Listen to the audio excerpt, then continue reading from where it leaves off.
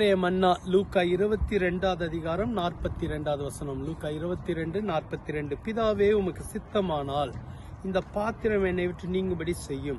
ஆயினும் என்னுடைய சித்தத்தின்படி அல்ல, உம்முடைய சித்தத்தின்படி ஆக கடவுது என்று ஜெபம் பண்ணினார். இந்த ஜெபம் இயேசு கிறிஸ்துவின் ஜெபத்தை குறித்து சொல்கிறது.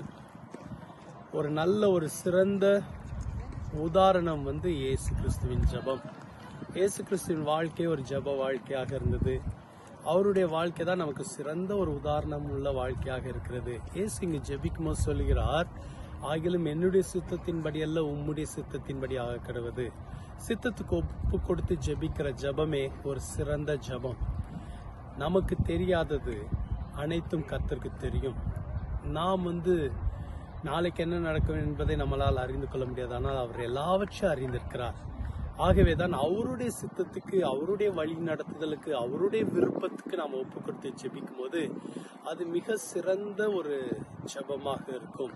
இன்று அவருடைய சித்தத்துக்கு ஒப்பு கொடுத்து ஜெபிக்கும்படி கர்த்தர் நம்மளை உற்சாகப்படுத்த விரும்புகிறார். அவருடைய சித்தம் எப்பொழுதும் சிறந்ததாயிருக்கும். அவர் ஒருபோது நமக்கு தீமை செய்கிற தேவன் அல்ல. ஆகவே நாம் ஜெபிக்கும் போதும் எல்லாவற்றுக்காகவும் அவருடைய சித்தத்தை கேட்டு ஜெபிப்போமா? எங்களை அதிகமா நேசிக்கிறான் நல்ல ஆண்டவரே, இன்றைக்கும் நாங்கள் உம்முடைய நாமத்தை சொல்லி கூப்பிடுகிறோம். உம்முடைய சித்தத்துக்கு ஒப்பு கொடுத்து ஜெபிக்கிறோம். எங்களுடைய விருப்பங்கள் அநேக இருக்கு.